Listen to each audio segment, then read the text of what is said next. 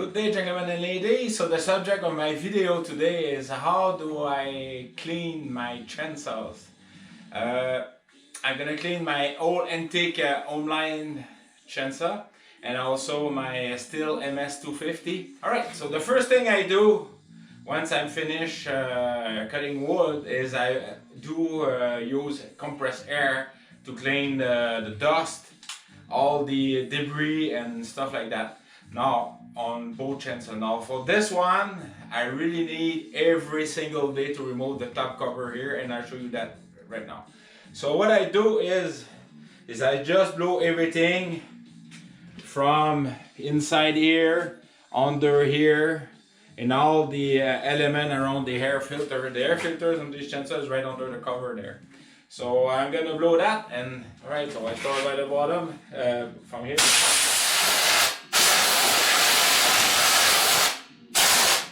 I do blow around the cord puller because that's attract a lot of dust. Around the cylinder head also. Alright, when I bought that chainsaw here, that's the one when I bought from the guy in Cowansville, that's the one from Montreal. I did clean it, but I totally forgot to change the homemade filter. So what I'm going to do is take the one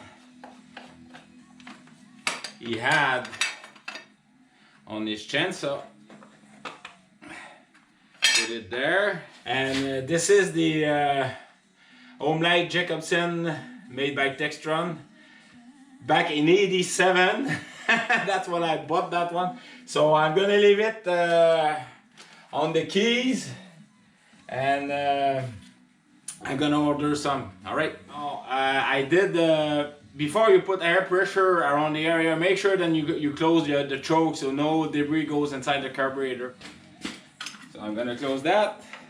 So like I told you, is I have to remove the cover here.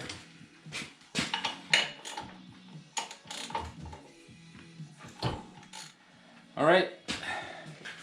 Despite of the air coming from that way and the way, I cannot reach that spot here, so that's why I have to clean it.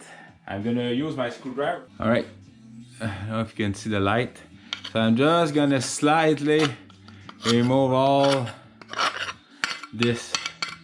Why do I have to remove that? Is you see that part? Can you see that, guys? Yeah, the clutch here is rubbing. When it gets hard and oily here, it starts to rub on the clutch. So that's one of the weaknesses of those chainsaws. So every single day, at the end of the day, I have to make sure then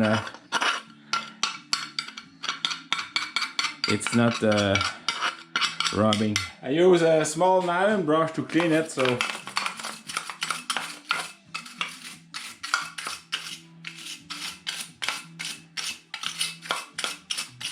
So everything is clean here. You can see the paint. Everything is nice, and the cavities here are open to let the oil pass. Okay, so that's it for this. Now for the part here. Now I have to remove, on those antique chainsaws there's a separate plate which I will remove and clean. And you can see the debris starting to build up there, and this is the oil dispenser. See, it started to clog up, so that's why every day I have to remove it. So first of all, I'm going to remove the bar itself, remove the chain.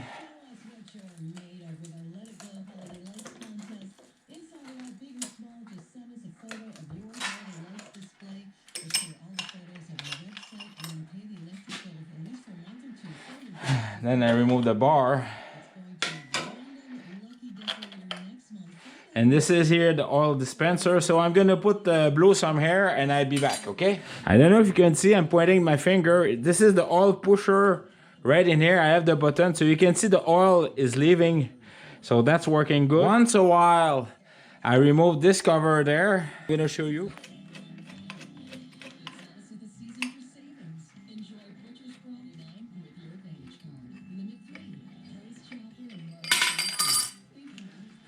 Okay, so once I remove the plate, I'm gonna blow air here when I remove it, it show you you guys the clutch system, the weight who engage the, uh, the the chains, and what I do is I drop a bit of oil in there.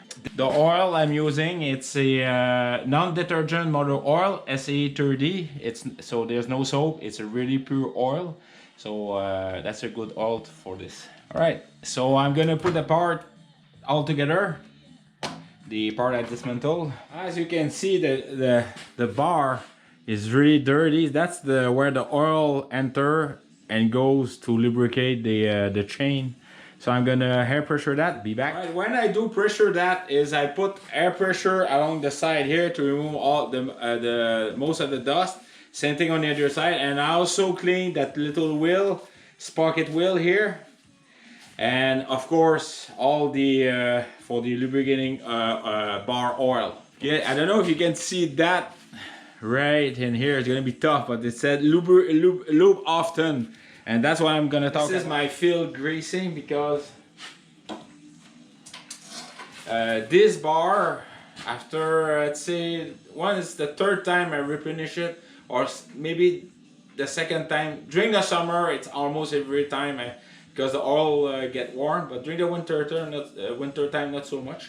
So basically is I grease with this when I am in the forest. Okay, now when I'm back, I decide to treat myself with a specialized grease gun. A picture show it all. Is basically you push it with the thumb and it grease the tip of the chain. It tell you everything, how to grease it, how to everything is in there. So it's made by Oregon. Okay, it's made in USA. So I'm gonna open it and just show you the both of them. Okay, so after reading the instruction, I always should. So you basically put that in there, all the grease, then you pull out the grease. It comes with the gun.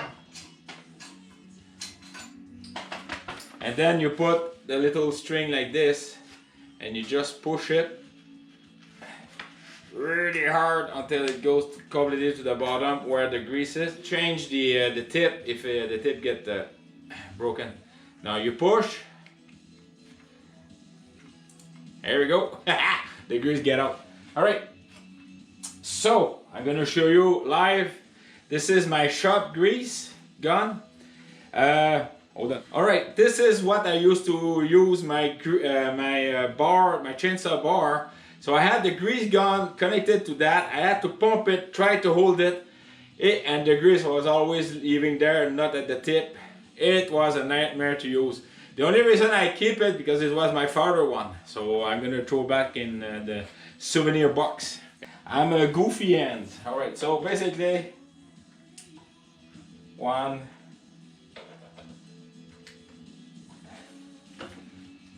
and I wait until I don't know if you guys can see that.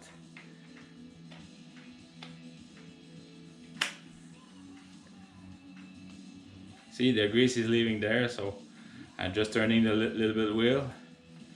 So all the sprockets, all grease very well. Now, the disadvantage of this one is when the grease cannot leave, that means I have to push a little bit more with the fingers, and then go back at it. There we go. So the grease is leaving there.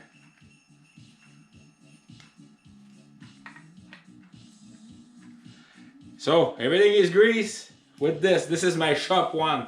So this one I will keep in the shop in a clean place. Now that's the other one I'm using in the field. So I'm gonna clean it a little bit. The excess grease from that one, I'm gonna use the other side. And this one is so easy. It's the same principle. You put the grease in there. There's also the same cap you can remove, and I already grease it with a thicker grease, lighter grease. And this one is what I like, is I have nothing to push. It's just apply it like this, and as I'm pushing it, it will start to release the grease. Look at that. Oh, that one is already filled, so you see, it's another color grease. So the hole right here.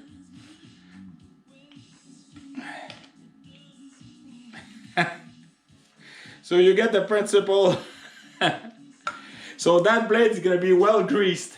So this one is made by Stihl. It's a great toy, and it's a piston driven, so as you push, so there's no way now then that little metal tip will go away from the plastic. And this one is for my shop.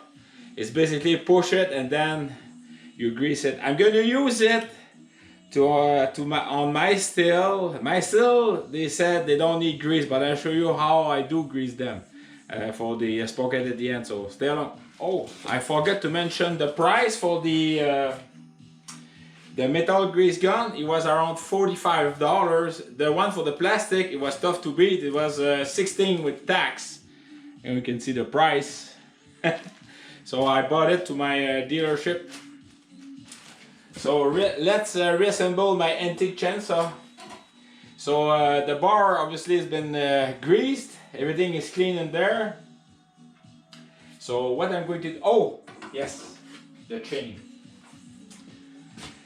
When I bought a brand new chain, what I've done, the first thing I'm doing is the first 24 hours, I take the brand new chain and I soak it for 24 hours in oil, totally in an oil bath with that type of oil, SA30 for 24 hours. Why I'm doing that is to lubricate all the little sprocket in there, not the sprocket, the rivets. And once a while I do the same. So yes, I do re-oil it with SA30. That's what I have in there, but I do it when the chain is installed in the bar. Oil chain bar will do lubricate, but with a little bit of oil, it doesn't hurt. All right. So I put the bottom plate, then the bar, then I put the chain.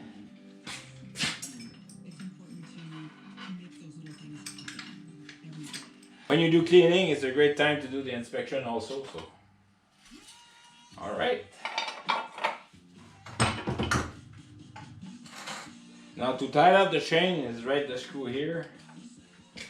You see the gap from there to there, so I loose a little bit and then I'm gonna tie it up. So when everything is clean, I do use that oil and I just basically just put a little bit on each, like this. Okay, it took me an hour to make the video, to clean it and everything. But usually when I'm alone, no cameras on, 15 minutes it's done. Most, I mean, maybe 20 minutes max. And that includes also the sharpening. So it's a high maintenance chainsaw, yes, but I really like it. And that's why I keep my chainsaw a long time. No, this one is not I just bought it, but you all saw my first video about my chainsaw. So enough talking, it's time to clean the MS250. Obviously, that's the one I use most of the time. The Homelite is just recently I'm using it. The Husqvarna, it's only for big trees, but this is my workhorse chainsaw. I really like it. I mean, I had it since more than 10 years now. And like you all see, I have many chain on the on the wall hook. So what I've done, I'm gonna do exactly compress air. So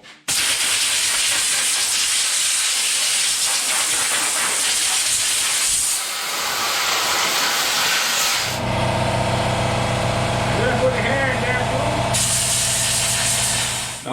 the carburetor compartment,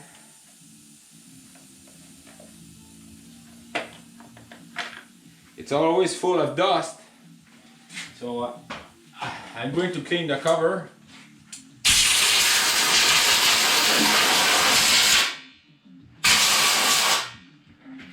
Put it there.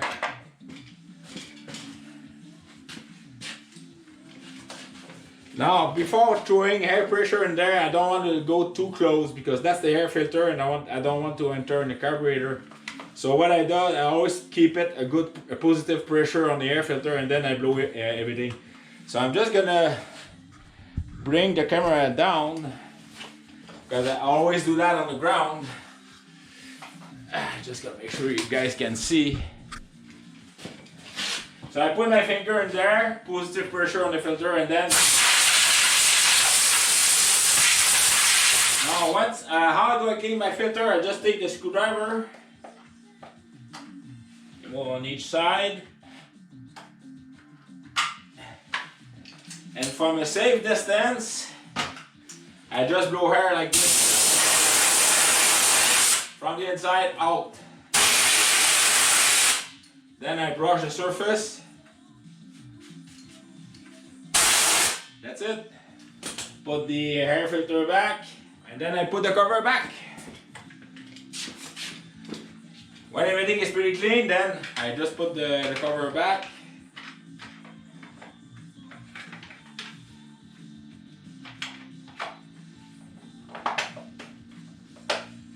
And voila!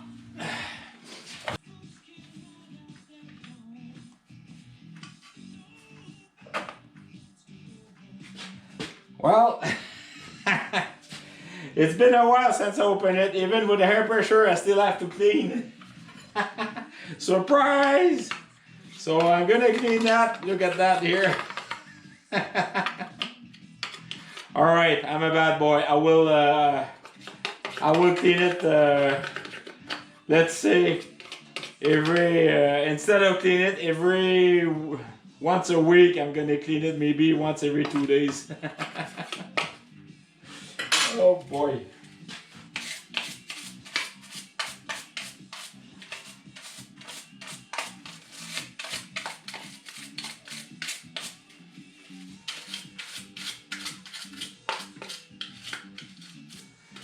I cannot lie, I'm surprised. Perhaps because I may be doing more firewood this year than the previous year. And I'm doing it more during the winter time. Usually I do my firewood during the summer.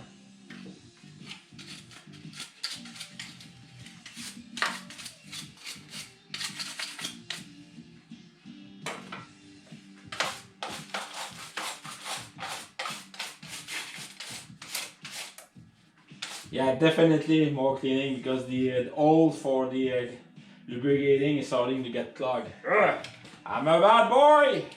Alright, so I dismantled the... oh boy, I think it's too high. Alright, I dismantled the bar from the chainsaw. I'm gonna air blow that, be back. Alright, so the bar has been all clean and air blowed. Just to let you know, I didn't mention that. What I do is I use a small screwdriver with a rag. Where's my rag? That one here. I just put the rag in there, very light rag, and I just run the screwdriver like this from the sprocket wheel all the way there, so I don't want the sprocket to get all the dirt. So I do that on both sides. It's not that rag I'm using, it's just more for demonstration. So I do like this to make sure that all the sand and the bad dirt is removed. Okay. Now for the MS250, now I'm gonna do it more often, I promise. I do grease the bearing, the bearing inside there. So just hold on. So I put my there's a circlip there. So I'm just gonna put my finger like this because I get a couple spare, but I don't want to lose it. There we go. This is the sear clip. Then I take that one like this, and then I remove that. And you can see the gunk in there. Oh, I'm not proud of myself. Look at that, it's all dirty. Oy, oy, oy, oy, oy. So I'm gonna clean that. First of all, I'm gonna just remove the dirt. Pass a nice rag. Ugh! Yes, gentlemen, I had to admit myself, this is a case of a mistreated chainsaw, and I'm the guilty culprit. All right. Now, you see that little roller bearing? I'm gonna remove it very slowly. I'm gonna put it in the middle of my rag like this, and then slightly but gently I'm gonna clean a little bit like so. I'm not gonna use any air pressure because I don't want to lose the bearings. I'm gonna use a little bit of air pressure around there. Be back. It was dirty. Around here, the outside, it's for the brake, so it's jammed the clutch. So it was all dirty. So by putting air pressure is very important. So yeah, this is the oil where the oil is going to lubricate. Now I'm gonna grease a little bit that bearing. Just make sure that it's greased. I'm gonna put a little bit grease also on the shaft. Not a lot, just a little bit. Then I'm gonna put the bearing itself. And here, from the outside, I'm just gonna put a blob of grease. Like so. I'm gonna clean also this washer. Then I'm just gonna put it like this. And put the sear clip. Well, this is it. I just have to put everything back together. However, this is how they call that. It's a self-lubricating sprocket, so the oil will keep it lubricated. Well, sorry, but I do grease it, and I show you how I do grease it. Is I use this, and basically I just put the grease between the teeth, like so. I just turn it. Oops. All right. When I did all, then I turn it and I push the grease inside. So always grease the tip, it helps. I'm gonna put the chain in the right way. All right, so then I put the cover back.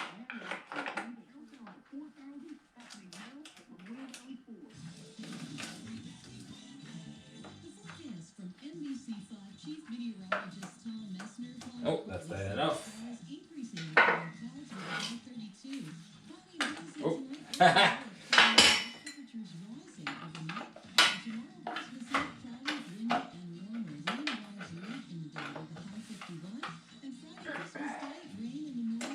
Not too tight, just snug, a little bit more than snug.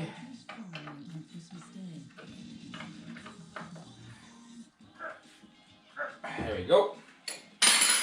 And of course, I use my oil.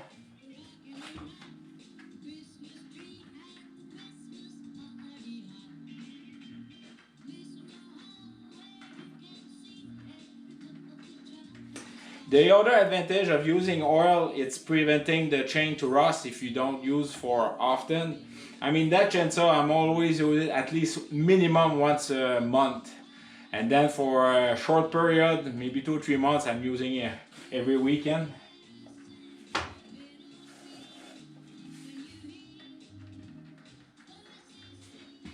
Then I put the oil everywhere on the bar itself, so it's keeping not for rusting.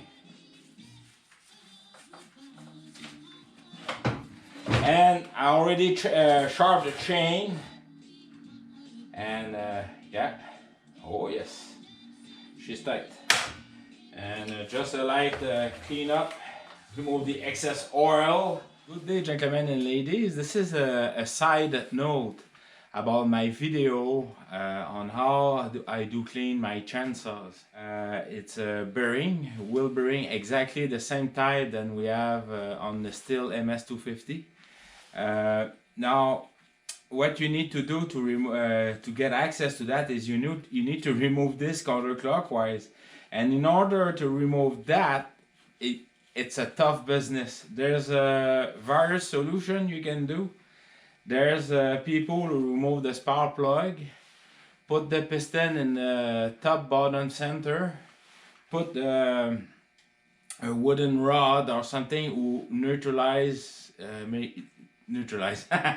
to make sure that the piston stay down, and then they use a spanner wrench to remove the clutch. Myself, what I do is I remove the pull system, and there's a screw who hold the fan. I have none of them removed. Anyway, and I just put a wrench there. So I have a wrench on that side holding against that, and then it's right here. So basically I just put like this, and with a normal screwdriver I'm doing like that, and then with the wrench I can remove easily the clutch. I'm just gonna show you. So once the clutch is removed, this one is the broken one. Oh, by the way, this is called a S clutch. I find on YouTube there's a fine gentleman on the West Coast, I believe is in the States, and I didn't look too much about the in which state he is, but he was selling these. These one are more expensive. They're selling another type of clutch which goes in gravity and they're spring loaded. I'm gonna show you. It was a good price. I think came up less than 60 Canadian dollar right away. So just encourage him, and he gave me the advice, the right number and everything. So no, I'm not gonna weld it. I'm gonna ask my brother how my father was, what he used to weld it, but I don't remember. Anyway, so when that is removed, you just put it out like so. All right. So you're gonna have the washer who stay on the oil pump. There's the bearing itself is right in the middle of it, so I'm just gonna push it out for you. Everything has been greased, but this is the little wheels. You can see the cylinder, and there's another one and a sleeve inside. And I clean it. It was dirty, and then I put it back. Just to ensure you, you can see on my left, on my beard. Then the first part of the video was done before Christmas. Now we're the Monday, the 28th, I believe. So it was just a side note about that important piece to make sure that it's well greased, clean. Again, it's a high demand clean chainsaw. You have to clean it every day, because that compartment here, if it start to get clogged up with debris, the thing can go really bad fast. So it's a high demand. It's a great chainsaw to use, powerful, but you need a good maintenance on it. And some of them they didn't work too much, but they were lacking about that. All right, cheers. I just came back from adjusting the carburetor.